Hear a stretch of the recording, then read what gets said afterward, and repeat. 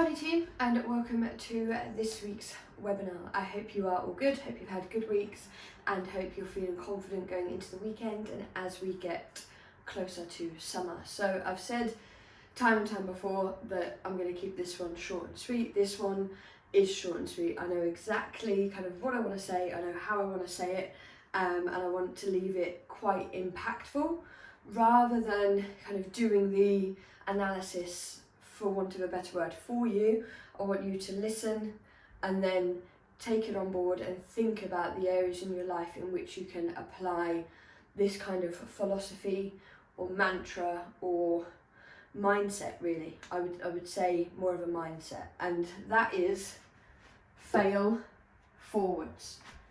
Okay, fail forwards. Now, what does that mean? Well, I've had a few interesting chats with a number of really awesome guests on the podcast lately, and it's also been something I've been thinking of within kind of Willis Fitness as a business, but also myself with regards to the running challenge that I'm currently undertaking, and also just kind of being a little bit full of cold. I'm a bit unwell over the last week or so. I've kind of just taken stock and put a few things in boxes and tried to think about a few things a little bit differently. And one thing that kept on coming up was this term, fail forwards. Now, I am a big believer in failure. We have to fail at things, you know, strip it back. If you're sat there and you're feeling like you're trying to strive and seek for perfection in everything, strip it back. Let's go real Billy Basic with it. The first time you tried to walk, you would have fallen over. The first time you learned to practice or to ride a bike without stabilizers, more than likely you would have fallen off. The first time you try anything different in life, it's rare you get it right first time. The first time you dieted, the first time you followed a strict diet plan, for example, you know, Cambridge or 5-2 or maybe Slimming World, something like that. It might have failed in some way.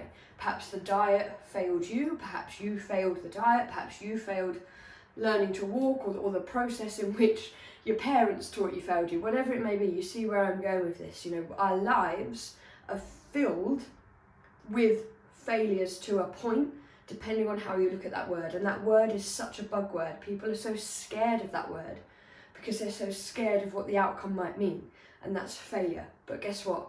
You only fail if you stop. If you stay in that exact position, that first time you fell on your bum, the first time you tried to walk or jog, the first time you kicked your football wrong, the first time you didn't track calories or missed a workout, the first time you fell off that bike, if you'd have stopped there and then, yes, that could have been classed or deemed as potentially a failure. Instead of thinking about failure as an ending, failure as a thing that you do or as a thing that happens to you, number one, take ownership over it.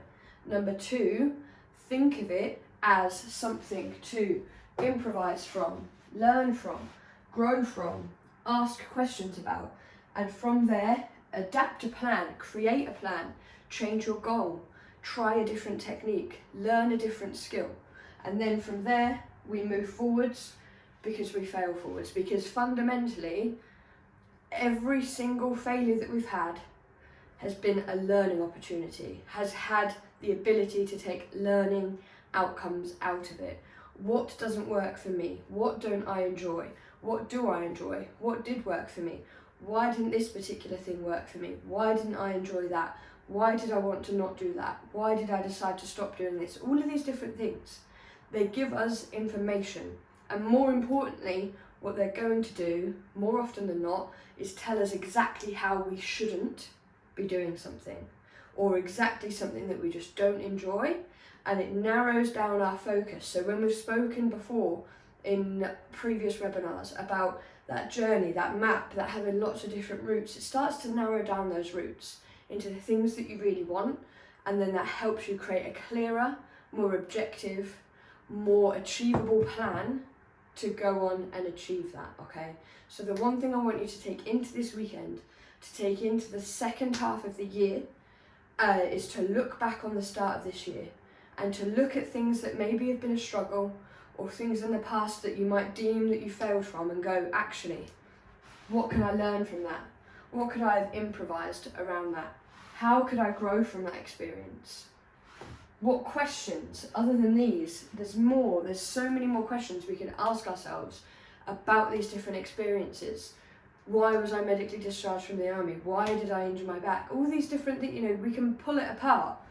But the main thing is we pull it apart in a positive way so that we can adapt and then move forwards, because that means we fail, we learn, we adapt, we move forwards, and we move forwards towards the things that we want to do, the clarity and the enjoyment of life that we all want to have. So from me, that's it. Fail, forwards, and remember, whatever you do, speak to me, ask questions, learn, adapt, improvise, and always think about keeping moving, narrowing down that focus towards what you want to achieve.